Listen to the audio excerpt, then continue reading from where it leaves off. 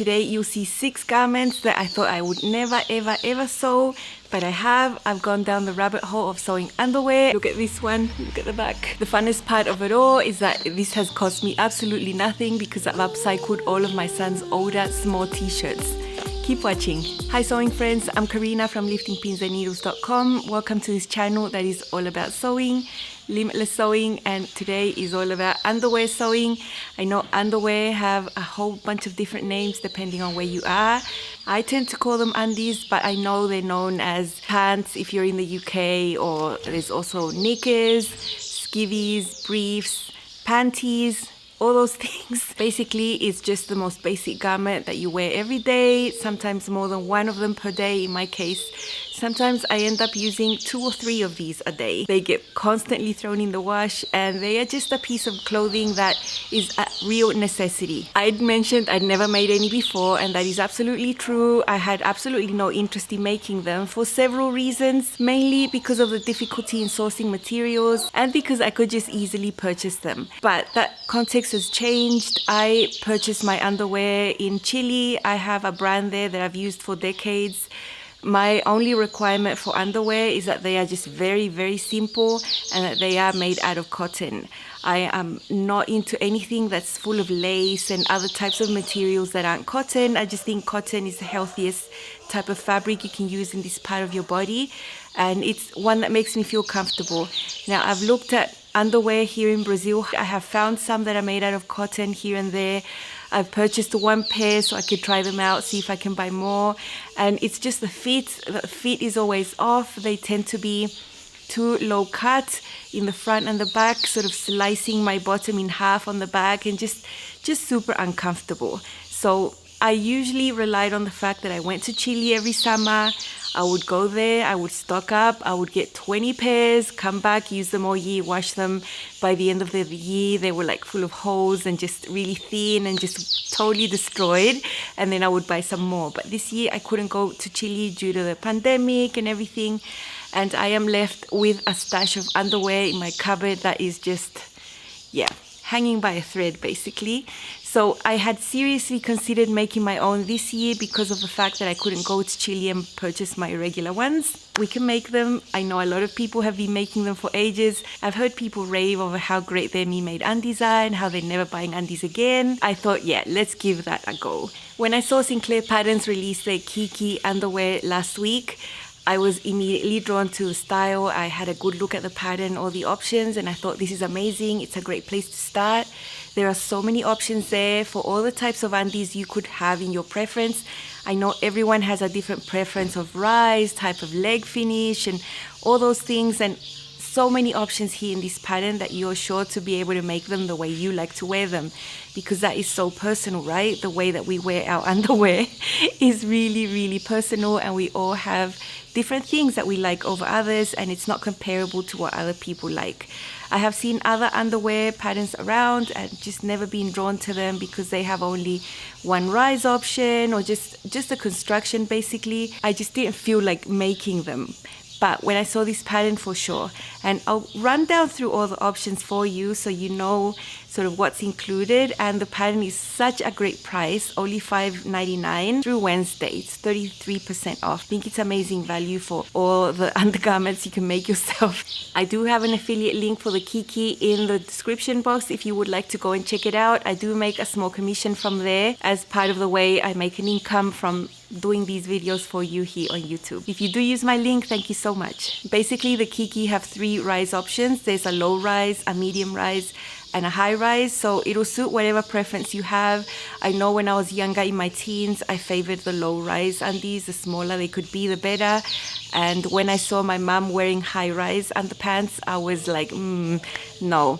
But actually now in my 40s, I really appreciate the waist coming up to my waist and giving me support around my tummy. There's just something about tummy support that is really appreciated. The low rise option basically has just one way to finish that waist around the top, and is with whatever type of elastic band lace thing that you choose. But then when you go into the medium rise, then you have another option which is also finishing the top of the waist with a tiny band, type of elastic lace that you choose, or there's also a 2-inch contoured band. There's different ways that you can get a medium rise waist finish. You can choose whatever you like. I like the contoured waistband idea because it feels good and it's a double layered waistband, so nice and supportive on the tummy. And then for the high rise, there is a lower cut line for the undies if you're going to use the medium or high rise with a contoured band. And for the high rise, that band will be 4 inches tall.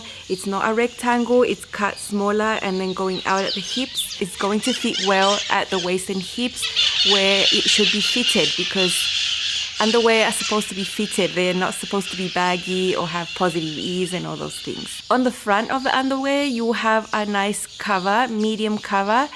So it'll go right along the edge of your groin, all that, it'll be fine. And at the back, it's got full cover on your bottom, so it's not gonna cut your cheeks in half and things like that.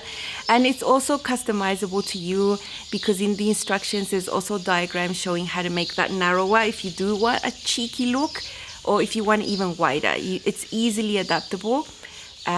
But the premise is that it does cover your cheeks, so that is amazing because it's just the most comfortable thing to wear.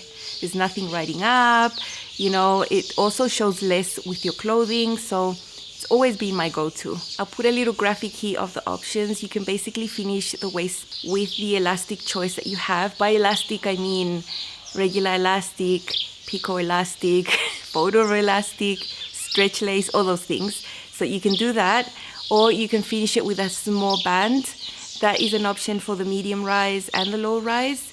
And then for the medium rise, you can have a contoured band that's 2 inches tall. And for the high rise, a contoured band that is 4 inches tall.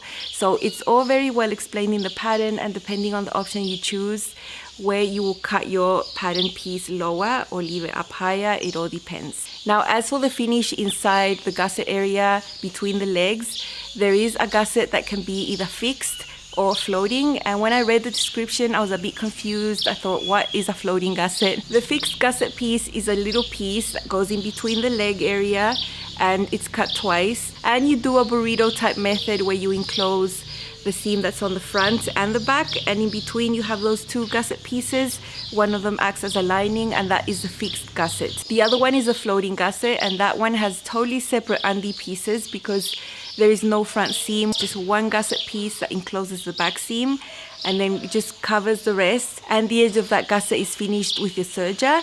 Now, I tried to remember what I liked. I thought I'm just gonna go and see what my regular underwear have. Basically, all my ready-to-wear underwear that I have, that I can see my wardrobe, have the floating gusset, which means that the underwear don't have a seam across the front of you. It's just very smooth, and then the seam comes towards the back. So different options, you can choose which one you like best. Now, depending on what type of leg finish you want, you will also have separate pattern pieces. There are separate pattern pieces front and back for two types, and it's got to do with the way that you finish those leg openings. If you want to use stretch lace or a band, which ends up being in a thicker finish, you have a narrower leg piece. If you want to use picot elastic, photo over elastic, regular elastic, which are tiny, then your undies are a little bit wider because you're not taking up any space extra with that finishing option on the leg. Things to consider: think first what you want to do, what you prefer, how you want to finish those leg openings, and then you choose either A, B, or C. One of them is wider, one of them is narrower. Now, about this floating or fixed gusset, I made my mind because of two things. The fixed gusset could seem amazing, you know, you're doing a burrito roll to enclose the front and the back seam, but it can be very bulky, and you get an extra seam on the front. It will go right across your pubic area, and that can sometimes be very annoying. In my opinion, I think underwear are most comfortable if they have the less seams possible. Also, the fixed gusset can be very bulky, and in the pattern, it's not recommended for some of the leg finishes because it is bulky. So it's described to be okay for fold over elastic, stretch lace because it's very flat, and if you're using very light fabrics. So it is an option. You can choose to do that if you want to, but I didn't choose to do that for my underwear. So I haven't filmed that for you. What I did film though was that floating gusset. I like that. All the leg finishes will be appropriate. It will be fine if you're using a fabric that is a little heavier. and it won't have that seam across the front. Out of all these options, what have I chosen? For the waist, I want the high rise option with the tall contoured waistband that is 4 inches tall. That is my option. That is what you'll see me sew. For the gusset options, I've chosen the floating gusset. And as for the leg openings, I have sewn on bands. Bands are the most cost-effective way you can finish your underwear and very comfortable in my opinion. So I have chosen to do bands, which means I chose the underwear pattern pieces that are slightly narrower because the bands take up a bit of width to complete the original width of the leg openings. And also I had a tiny amount of picot elastic, black, and that is the type of elastic I like. So I'm going to show you that option too, which use the pattern pieces that are slightly wider. Now about fold over elastic, I did have a little bit left, but I do know and I recall from other underwear I've used in the past that have fold over elastic on the legs that it irritates me. It ends up a bit thick and it just irritates my skin. It is a sensitive area for us. So you just have to try and see. I know from buying underwear with fold over elastic that I don't like it, so I never planned to use that. And also using regular elastic I think is a little bit bulky because you have to sew it, flip it inside, sew it again. It just ends up bulky. And also I have used underwear like that in the past that I have not enjoyed the way that feels in the inner leg. So I thought picot elastic is fine. My ready-to-wear undies that I have that, and I can tolerate it really well. Plus there's a side that's super fuzzy, super soft that goes against the skin, and I find that the most comfortable option. What about stretch lace? I know it can look really pretty and I've seen pretty ready-to-wear garments like that, but I just don't like the feel of lace on my skin. Plus I don't have any of that. Where I have the most issues is finding the right type of fabric. The pattern recommends a light to medium weight knit that has a 30 to 50% stretch horizontal.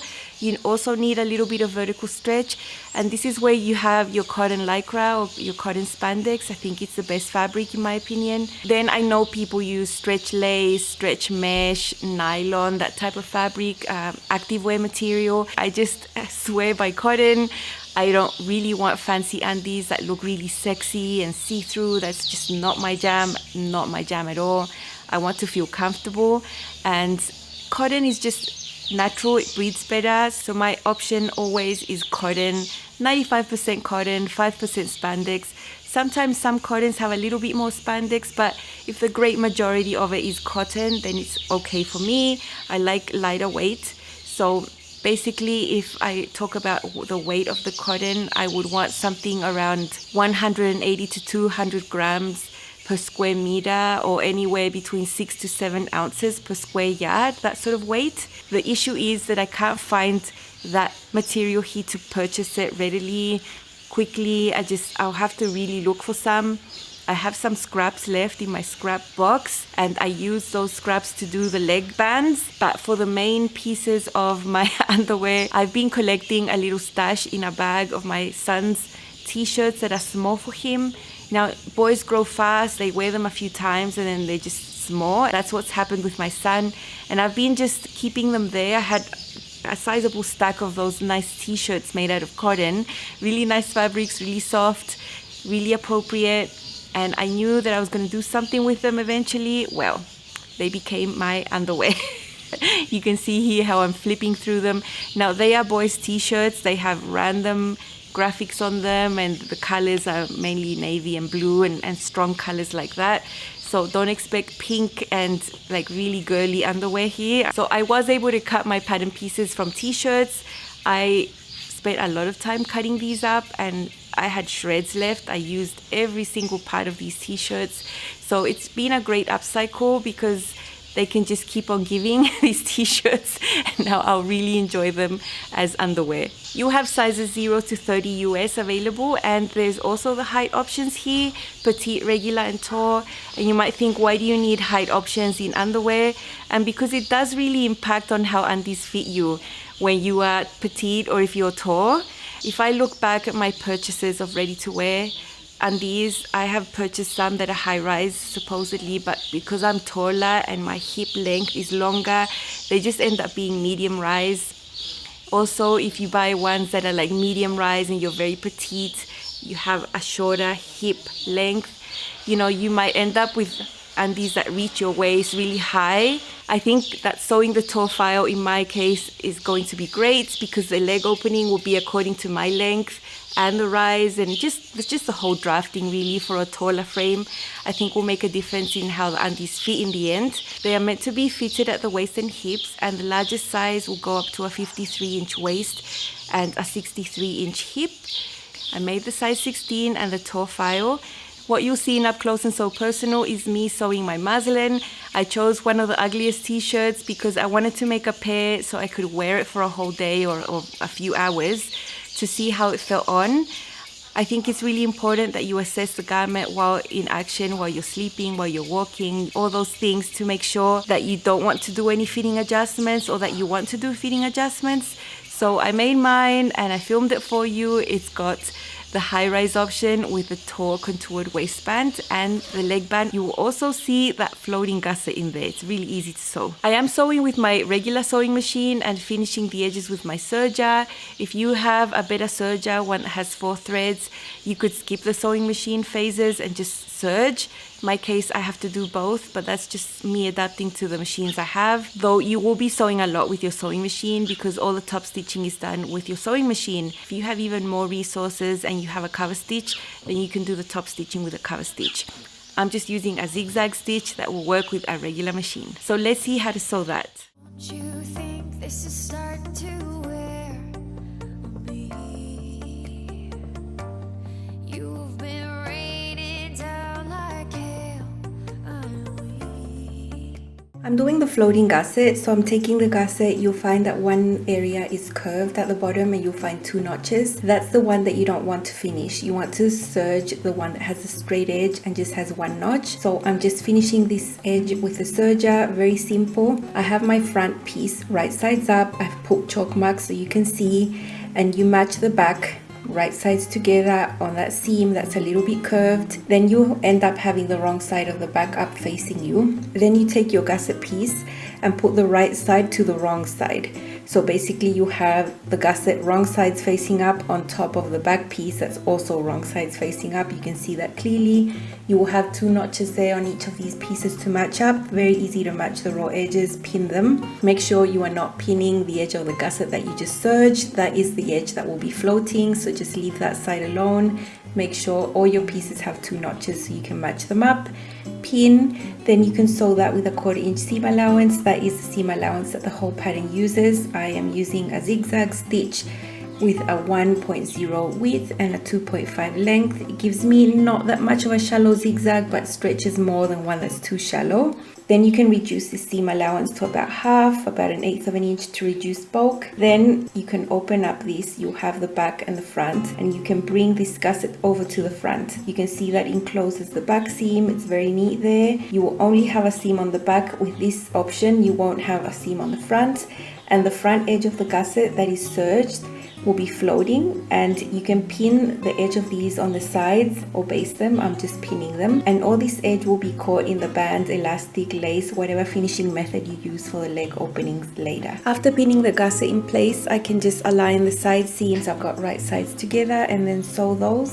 I'll be doing that on the serger first just because it's easier, serging the edges here to make them neat. If you don't have a serger, you could perfectly do a zigzag stitch to neaten this edge. It's a really short little seam. I'm doing that on both sides. Then I'm hopping over to the sewing machine and sewing with a 1/4 of an inch seam allowance, the same not so shallow zigzag stitch I was using before, doing that on both of these short little side seams. You would sew the side seams first so that you have the completed leg openings to sew the bands in on the round.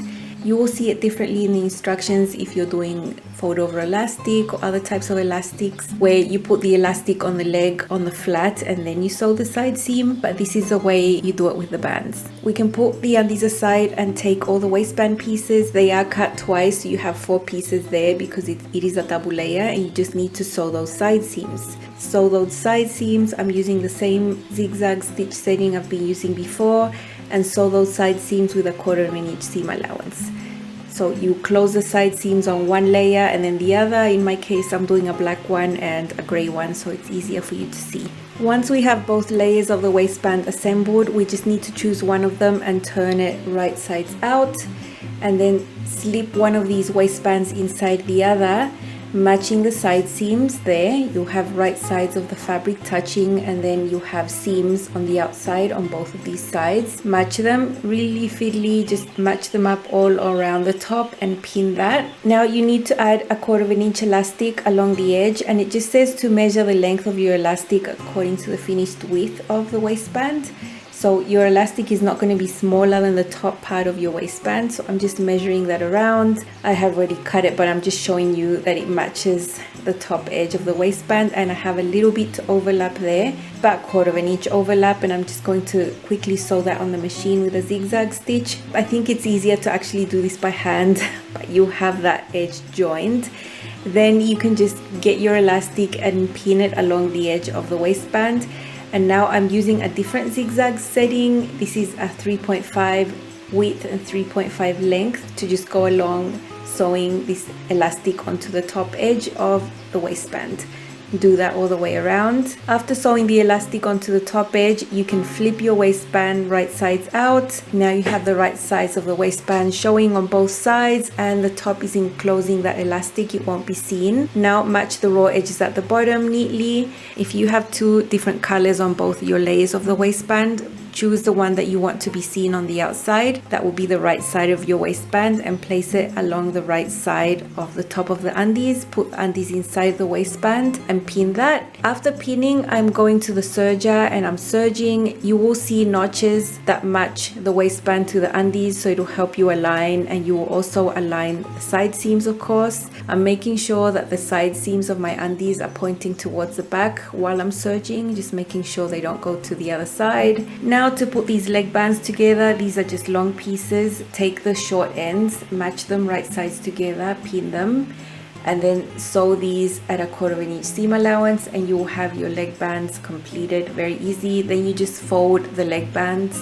onto each other lengthwise. I have corded my leg opening. You can see the 4 pins there, and I have also corded my leg bands. So I have 4 pins marking the quarters there. And now I'm just going to match these onto the leg openings. The little seam there on the leg band, I want that to be just in a random place. I don't want it to meet one of the seams of the leg opening. So I'm just going to put it along the front leg opening around the middle, somewhere where I know it won't annoy my skin. I know I don't want it to be at the bottom where the gusset is. So I'll just match these 1/4 pins, and then I'll go to the serger and serge. The leg band is slightly shorter than the leg opening, so it's the same as putting on a neckband, a band anywhere. You will be stretching the band on top to meet the length of the leg opening at the bottom, serging the edges. And now I've put my 1/4 inch presser foot to sew these together. I'm using my not so shallow zigzag stitch length again to sew both leg bands. I can't just rely on my serger stitch, as you know. This zigzag will allow the leg bands to stretch. Then I'm doing the same to attach the waistband to the undies. I had just serged the edges. Now I'm doing a definite zigzag stitch that will actually hold this in place with the correct seam allowance. And now you change your zigzag settings to a larger zigzag. I'm using a 3.5 length, 3.5 width. It's a good size, I think. We are top stitching these leg bands. The seam allowance underneath is being sewn onto the edge of the undies so that the bands are nice and flat. And this is done on the leg bands, on the waistband. You can see how that looks. And then the last step that you also need to top stitch is along the top of that waistband, so that that elastic that is encased in there stays nice and flat. And there we have it. This was just my muslin. The others will be nicer.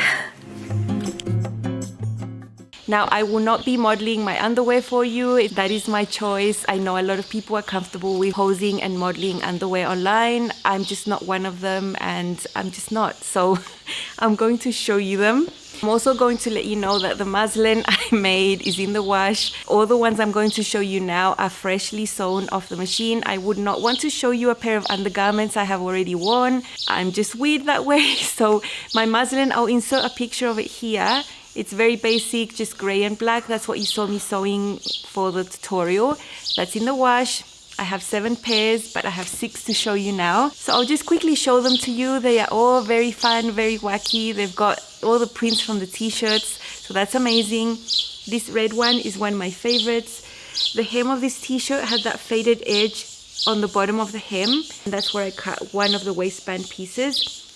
Inside, I just put black waistbands. I did all that to use up all my fabric. and at the back I have the red. So you have that contrast there on the side seam. And the print on the t-shirt, I left it for the back right there. I think it looks cool. And the bands are just black cotton spandex from my stash. All the leg bands are made from new fabric from my scraps.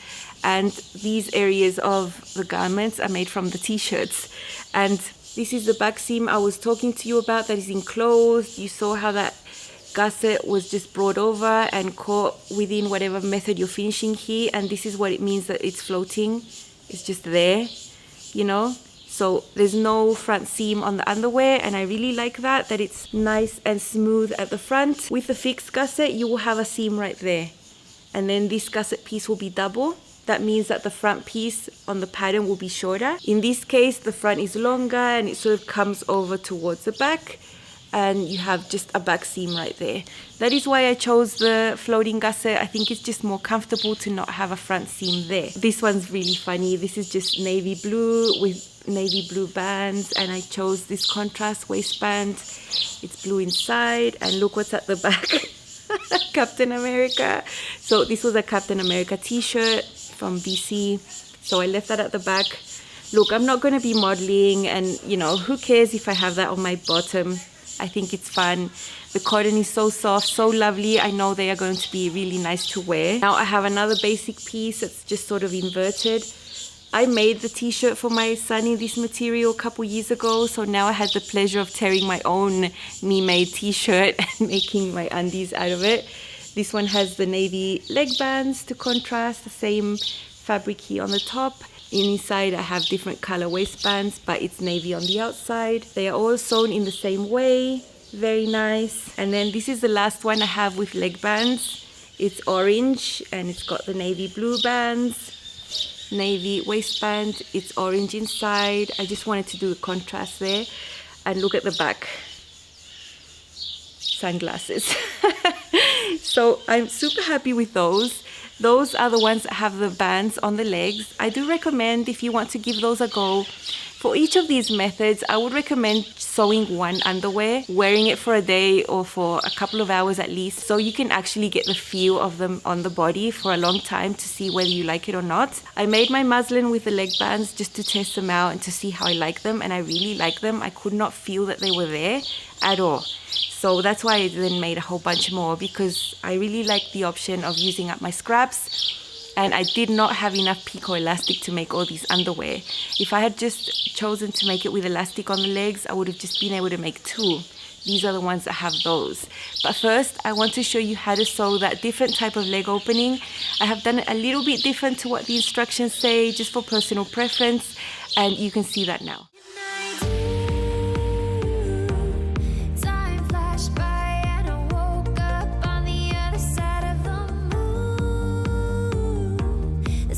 To finish the leg with all the elastic options, picot elastic, photo elastic, normal elastic, all those elastics, you would sew it onto the leg opening on the flat. Sewing the elastic on the flat for sure is a lot easier before sewing on the side seam. I prefer to sew the elastic on the round, having sewn the side seam first. I think it's just smoother on my skin, especially at the bottom there of the leg opening.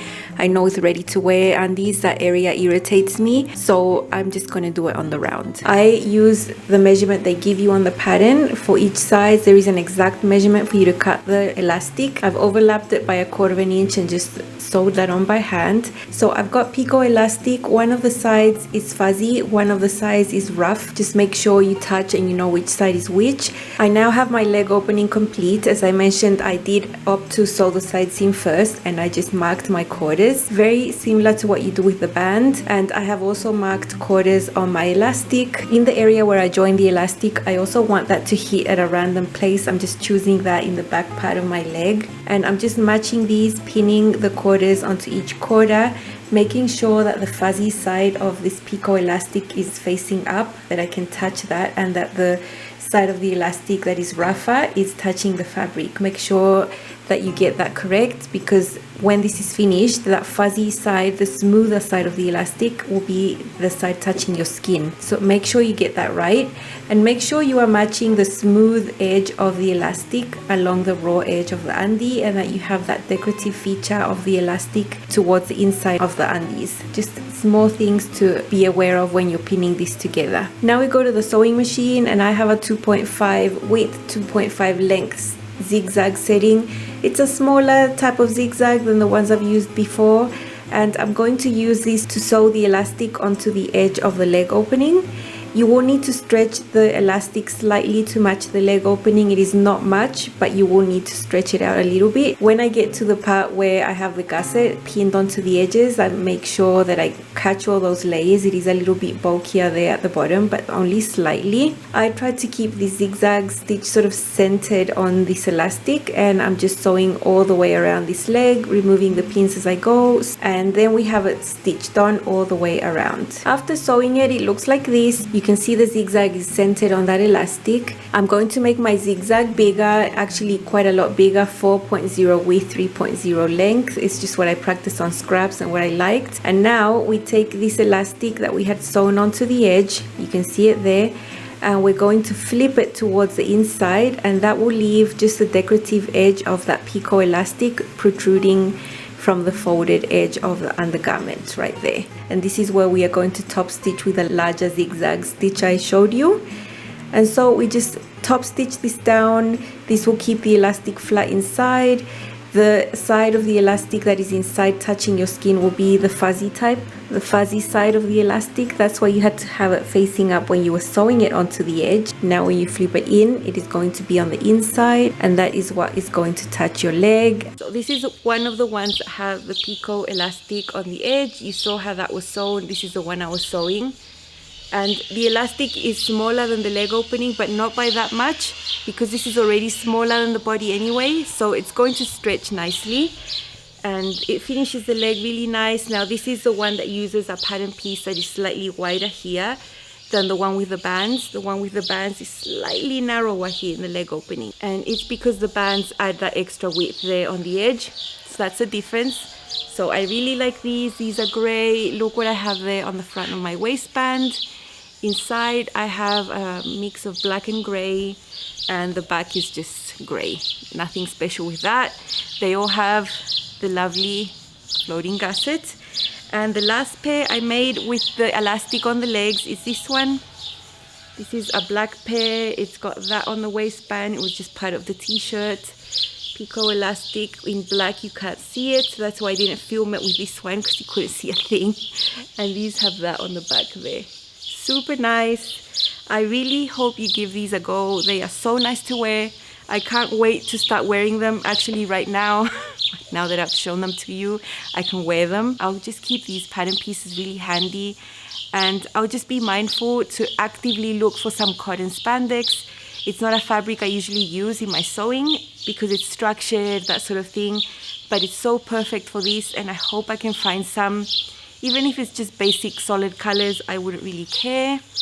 Otherwise, I am very happy I was able to recycle t-shirts, that they have a second life, that I'm going to wear and I'm going to love. I do have an affiliate link for this pattern if you would like to get it for yourself. It's 33% off through Wednesday. $5.99 I think is the price, a very good price. I highly recommend, and if you use my link I make a little commission from there. Thank you so much for watching, and I will see you again very soon. Bye.